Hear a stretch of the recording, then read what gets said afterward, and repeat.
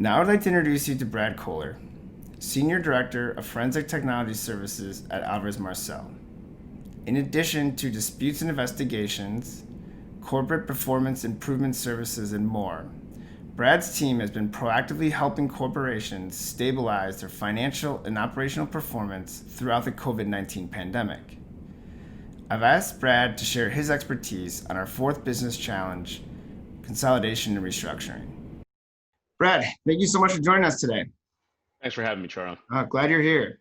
So let's get started.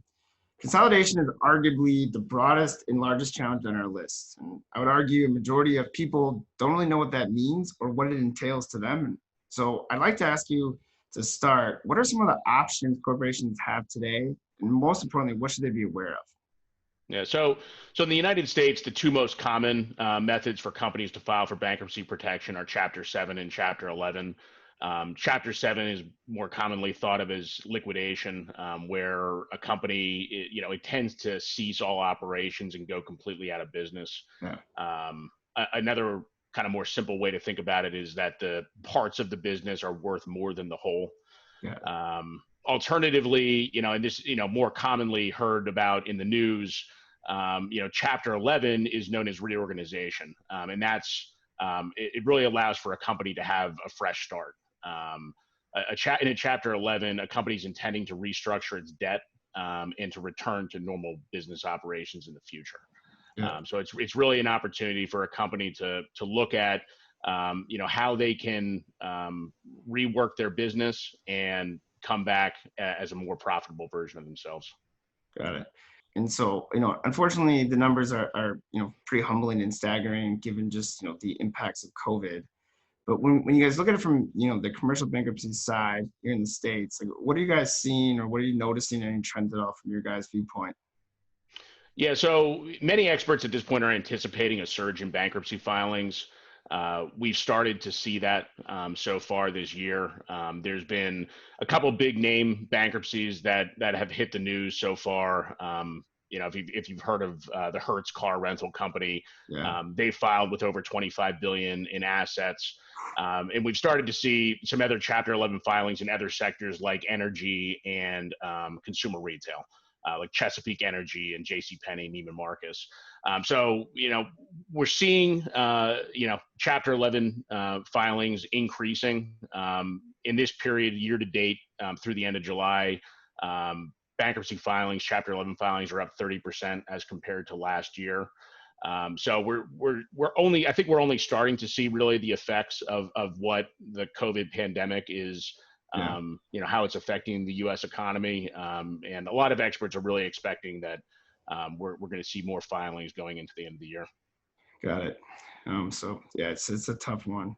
And so that being said, when we spoke a couple of weeks back, to me, what was so interesting about bankruptcy was just how complex and broad it is. It involves so many different people.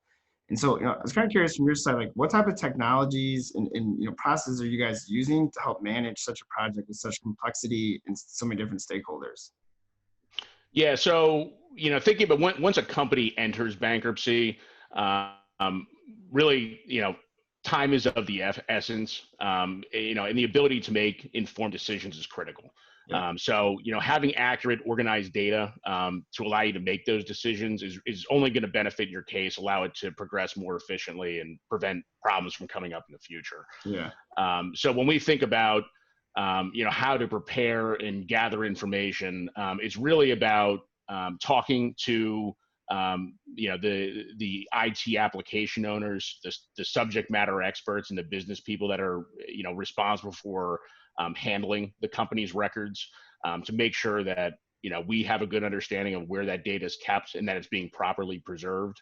Yeah. Because as disputes arise from creditor claims and things like that, downstream litigation, and it's really critical to have a good read on where that information's at. And you guys are doing that, are there types of information you start looking for right away, or subject matter experts within the corporation that you guys hone in on first? Yeah, so I would say there's kind of two areas.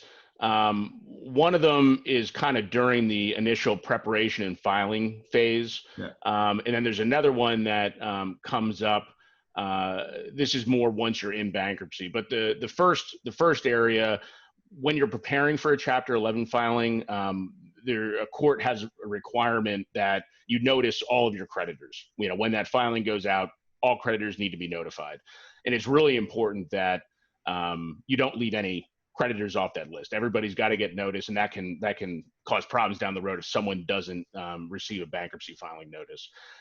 So that process typically has been very manual traditionally, where people are going through reviewing hundreds or thousands of contracts to find where that counterparty information, addresses, things like that.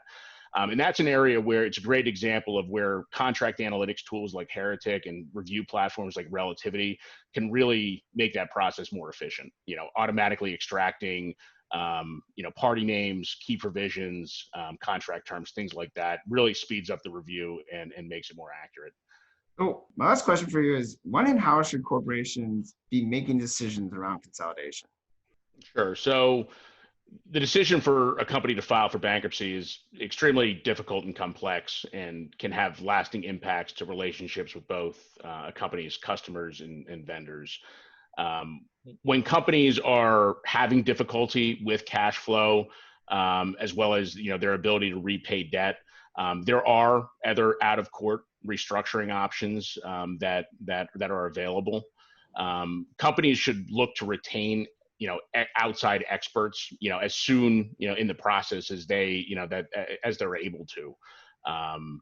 Companies like A&M have a wide array of services, not only in restructuring, and that includes, our corporate performance improvement business, where